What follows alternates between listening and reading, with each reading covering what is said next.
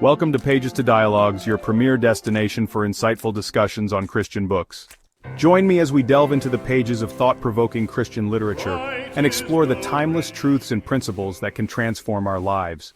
From classic devotionals to contemporary bestsellers, we'll engage in meaningful dialogues that will inspire, encourage, and challenge you to grow deeper in your faith. So, subscribe to Pages to Dialogues now and join the conversation. Don't forget to hit the notification bell so you can stay updated on new episodes and exclusive content. Let's turn pages into conversations that matter. Ever catch yourself in those daydreams? You know, the ones where you've suddenly hit the jackpot, or maybe you're the one calling all the shots, or just pure joy. Oh yeah, absolutely. We all do. But then that little voice pops up, right? Would any of that really make life meaningful, like long-term? Because those aha moments, they need to stick. They really do. And that's exactly what we're digging into today. Yeah, so today we're doing a deep dive, looking closely at some ideas from Joseph Prince's book, A Life Worth Living. It tackles that big question, what actually makes for a worthwhile life? That's right. The book came out 2006. And we're basically pulling out his core arguments about finding real purpose, genuine fulfillment. It's about moving past, the superficial stuff. Exactly. And he draws a lot from his own experiences as a pastor. So our mission here is to unpack those key insights. What's his take on ditching the fantasies for something, well, more substantial? And just a quick note, any scripture he quotes is from the New King James Version. Okay, so let's get started. One of the first things Prince talks about is the sort of self-inflicted pain he saw. From his pastoral work. Yeah. He observed so many people chasing what the world labels as pleasure, but ignoring the biblical guidance he advocates for. And the result, often just emptiness. Wow. And it sounds like it got pretty serious. He mentions people feeling utterly despairing, sometimes even having suicidal thoughts after going all in on those worldly fantasies. That's really stark. So he suggests we can learn from the Bible itself, from the mistakes people made. Precisely. He frames the Bible not just as rules, but as almost like blueprints, real-life stories like David, Solomon, Samson, people who seemingly had it all, chased these desires and, well, things didn't always end well. We can learn from their suffering, basically. Exactly. And he uses this great analogy of the game, snakes and ladders. You think you're climbing up, pursuing these pleasures. And then bam, down the snake you go. Right. It shows how those things don't offer lasting satisfaction. It's this cycle. Okay, so then he zooms in on Solomon. I mean, if anyone tested the limits of getting what you want, it was him. Oh, absolutely. Prince really unpacks Ecclesiastes chapter 2 here. Solomon tried everything, pleasure, laughter, wine, tested it all. Found it wanting. Totally. But then there's the sheer extravagance. We're talking huge building projects. Yeah, houses, vineyards, gardens, parks, orchards, even reservoirs to water it all. He built his own paradise. Mm-hmm. And the scale of his resources, servants, male and female, livestock, more possessions than anyone before him in Jerusalem, silver, gold, treasures. Just staggering wealth. And it didn't stop there, did it? No way. He got singers, male and female, and then this phrase, the delights of the sons of men and musical instruments of all kinds. Prince points out the Hebrew there can actually mean concubines of all kinds. Wow, okay, and the numbers were just huge. Astronomical. 700 wives, 300 concubines. I mean, whatever his heart desired, he didn't hold back. And after all that, what was the verdict? Vanity and grasping for the wind. That's Solomon's conclusion. He had literally everything, and it was meaningless. No profit under the sun. That phrase, under the sun, is pretty important, isn't it? Yeah, Prince explains it signifies earthly pursuits. Stuff done without a connection to God, without that spiritual focus. It leads to that deep inner emptiness, even if you're surrounded by luxury.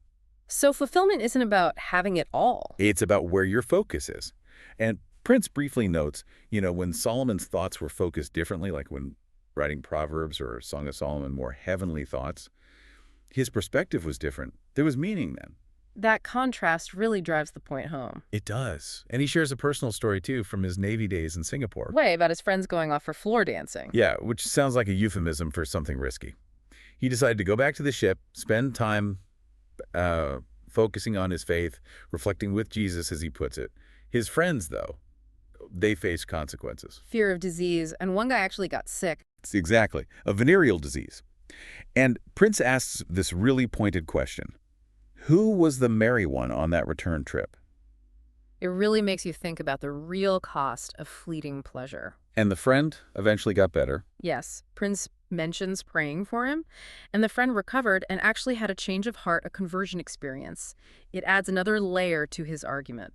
Then there's that intense dream he had. Oh, yeah, the dream about contracting AIDS after imagining being unfaithful. He describes it so vividly, the regret, the impact on his family, his ministry, the sheer terror. But it was just a dream. Right. But the relief upon waking up was immense. And he felt the purpose of that dream was to help him understand the deep emotional and spiritual weight of sin and to appreciate living, as he says, above the sun. So this above the sun idea is central. It's the opposite of Solomon's empty pursuits. Exactly. It's about finding joy and purpose in everyday life, family, work, church, but rooted in something beyond just material. He quotes John 10:10, life more abundantly. It's about not just drifting along. Right. He uses that image. Dead fish float downstream, but live fish can swim upstream.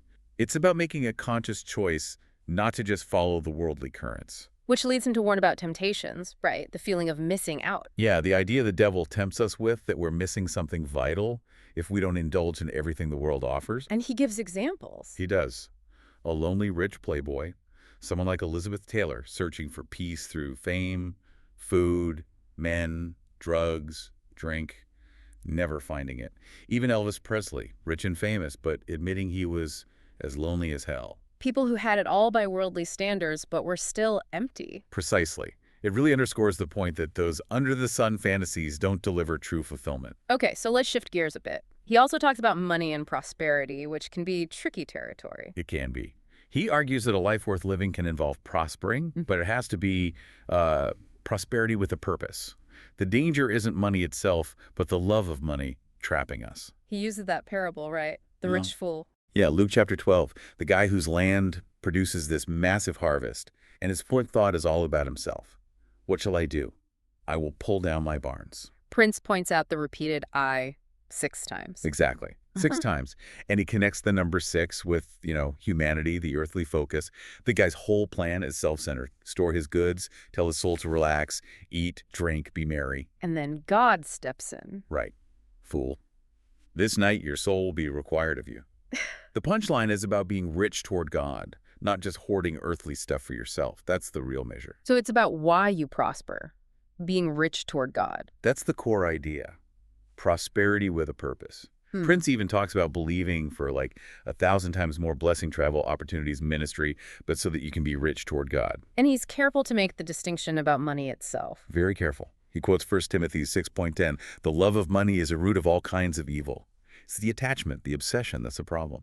And he busts the myth that only rich people have money issues. Right. Poor people can be just as focused on wanting more or worrying constantly. Exactly. It's not the heart attitude. He contrasts those who love money with figures like Abraham, Joseph, David Channer. They were wealthy, but their love was directed towards God. So wealth isn't inherently bad, but it can reveal what's inside. That's a key point he makes. Money tends to amplify what's already there, good or bad.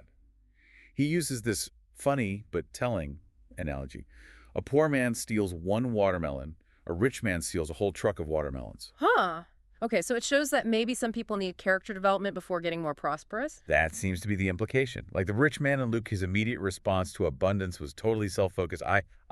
Which leads him to talk about tithing. Yeah, he presents tithing, giving the first 10%, as a basic act of faith. He points back to Abraham giving 1/10 to Melchizedek in Genesis. And connects it to the idea of the first part sanctifying the rest. Right, referencing Romans and Leviticus. The idea is if the first fruit is holy, the rest is too. By tithing, you acknowledge God's ownership, and it sort of consecrates the remaining 90%, putting it under his blessing and protection. He mentions Malachi 3:10, too, about God opening the windows of heaven. And his point is that it's for our benefit. Exactly. Not because God needs the money, but because it's an act of faith that positions us to receive more and keeps our hearts right. And he stresses, don't wait until you have a lot. Tithe on what you have now, even the small boat. Yes. Don't wait for the big ship to come in. He tells a story about a woman who was faithful with little, tithed, then received a large sum and tithed on that too. Faithfulness in the small things leads to safety and readiness for bigger blessings. Okay, that connects prosperity back to faith and purpose. Yeah. Now, what about the core of it all, a Christ-centered life? This is really the foundation. He starts by contrasting living under grace versus living under law. How does he define that?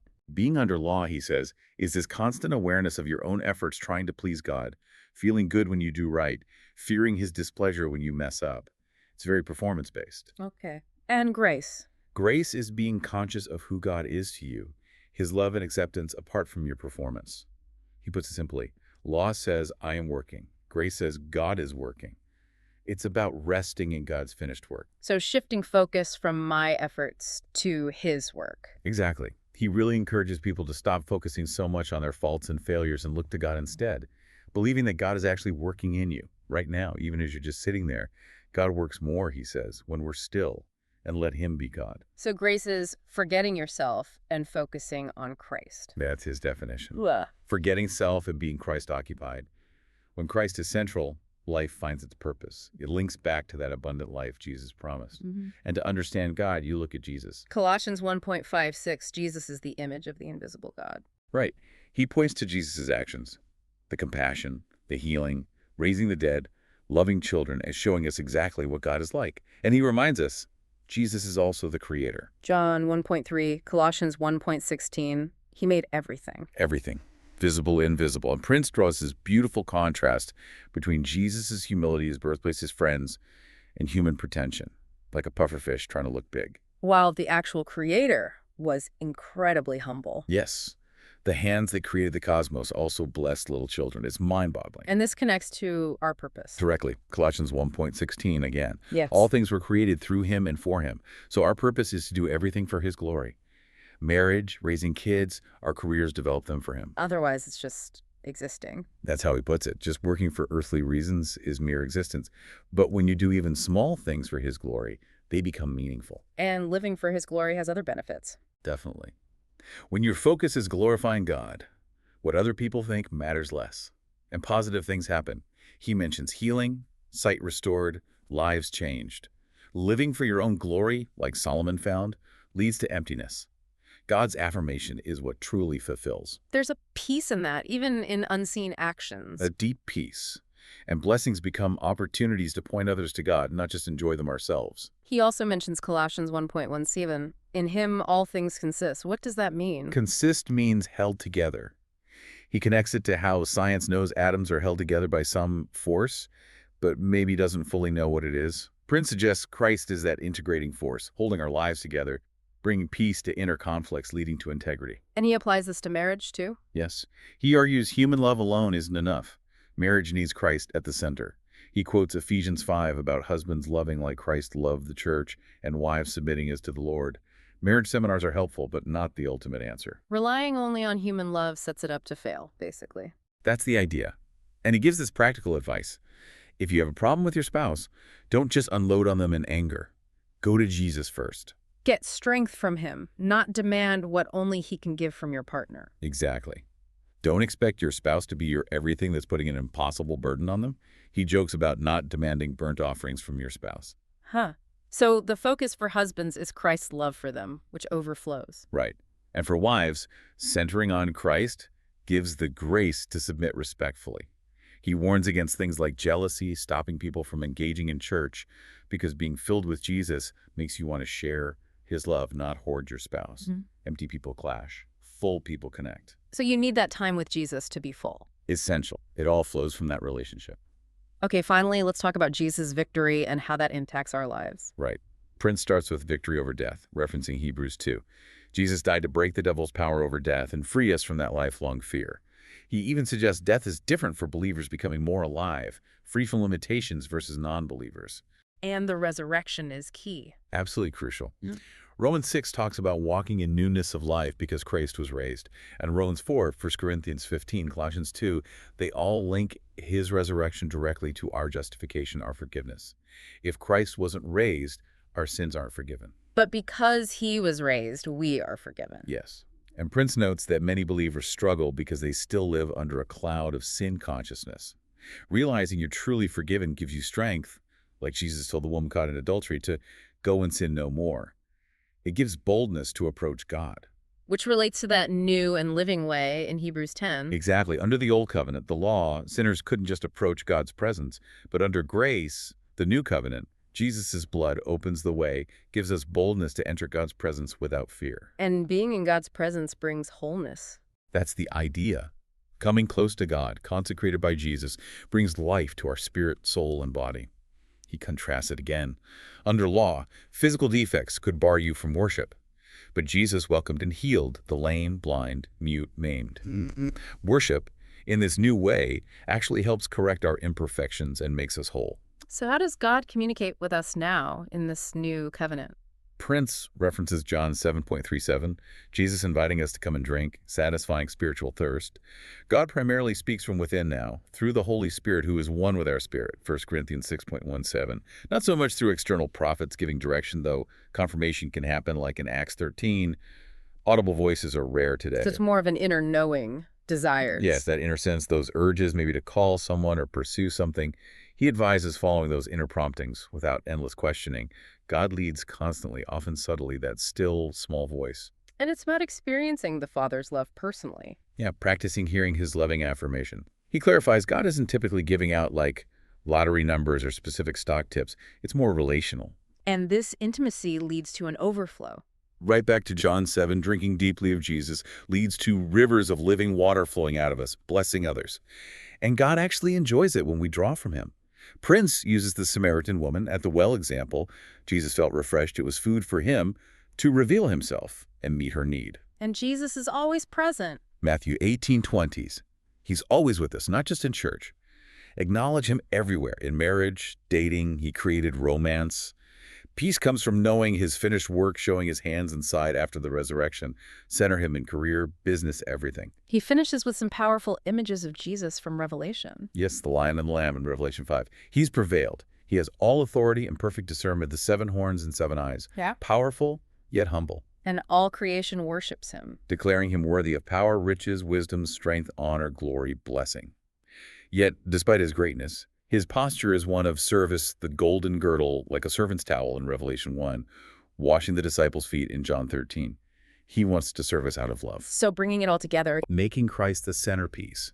That's what leads to being held together, integrated, full of love, rich toward God, aware of his presence, led by him, finding real meaning and purpose. That, for Prince, is a life worth living. And the call is to start now? Yes, stop focusing on self-effort. Law, start focusing on Christ and his finished work, grace. Look to him, his beauty, his love. That's the path to a truly worthwhile life and experiencing his abundant blessing. Wow, definitely a lot to chew on there. So for you listening, maybe take a moment. Do your current goals and pursuits really feel like they're part of a life above the sun? What would it actually look like for you to genuinely put Christ at the center for that lasting fulfillment? And if you want to dig deeper, you can check out the book we've been discussing, Joseph Prince's A Life Worth Living. His website, www.josephprince.com, also has more resources. Yeah, and the book itself includes a prayer, sort of an invitation for anyone who feels ready to take a step in that direction. Prince also encourages people who've had positive experiences or changes after engaging with these ideas to share their stories. The email mentioned is info@josephprince.com. And he's written other popular books too, like Destined to Reign, Unmerited Favor, things like that if you're looking for more. Thank you for tuning in to this episode of Pages to Dialogues. We hope you enjoyed our discussion and found valuable insights to apply to your life. If you did, please consider subscribing to our YouTube channel, Pages to Dialogues, for more thought-provoking dialogues on Christian books.